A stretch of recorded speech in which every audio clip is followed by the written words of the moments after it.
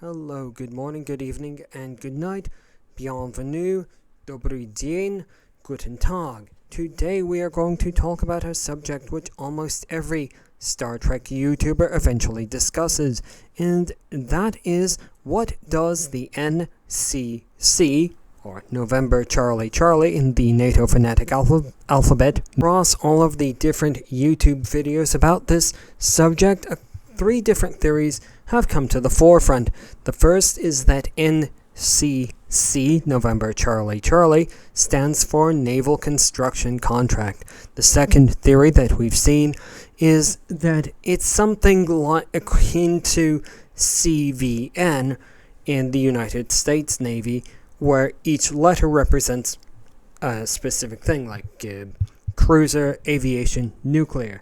Third theory that we've seen is that it stands for Starship and faster than light. This theory possibly based on the fact that Albert Einstein utilized the letter C to represent the speed of light in the famous equation E equals mc squared.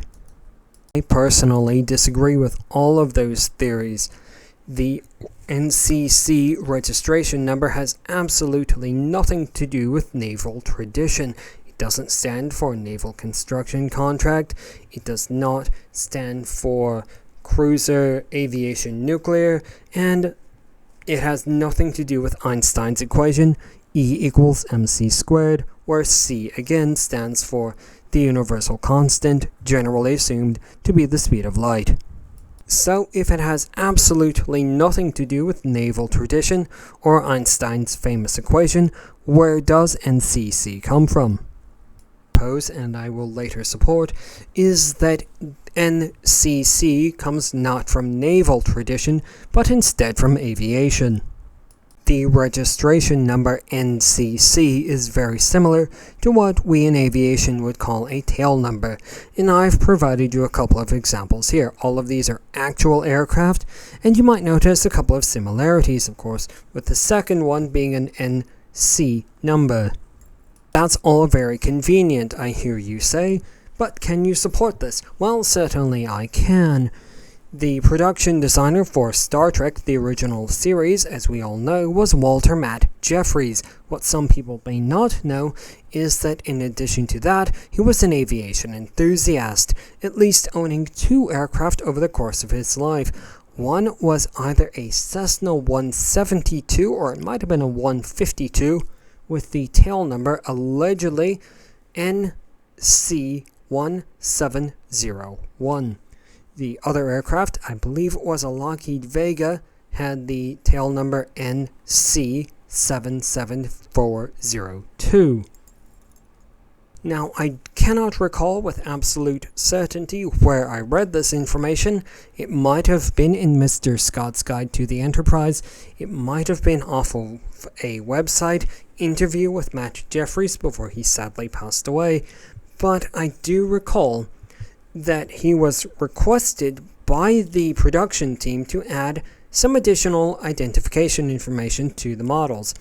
And when he was asked to do this, he thought back to his little plane with the tail number NC1701, and his brainwave was, just to confuse things a little bit, to add an extra C to it, hence NCC1701, the number that we all know today. That is all entirely accurate, and I am not here to dump on your headcanon. If you want to believe any of the previous theories, you're welcome to do so. But if we assume that my theory is correct, does NCC, once again, November Charlie Charlie, mean anything at all? The answer to that question, does NCC, November Charlie Charlie, mean anything at all, is a profound maybe. Because while we can't say that Matt Jeffries thought about this or was conscious of that information, the International Civil Aviation Organization, ICAO, assigned a letter to each country on the planet Earth when the ICAO was created. The United States, for example, drew the letter N. The United Kingdom got G. The French got the letter F, and Germany got the letter D. It's at this point that we are going to diverge completely from alpha and beta canon and verge into theory crafting territory. And our theory is that the Federation Starfleet did something very similar to the International Civil Aviation Organization, ICAO, and assigned to each member world a letter designator. The United Federation of Planets selected the letter N, of course, because it was founded in San Francisco, California, in the United States. It's entirely possible then that they assigned to the Vulcans the letter V.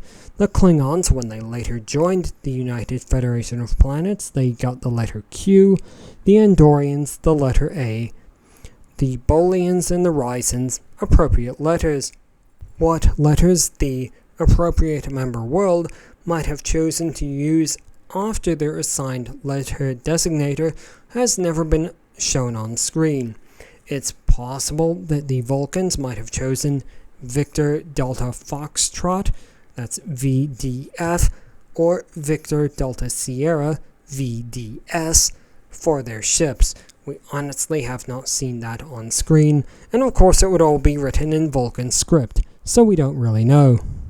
Of course, all of this is just a theory, a Star Trek theory, that you're welcome to agree or disagree with at your leisure.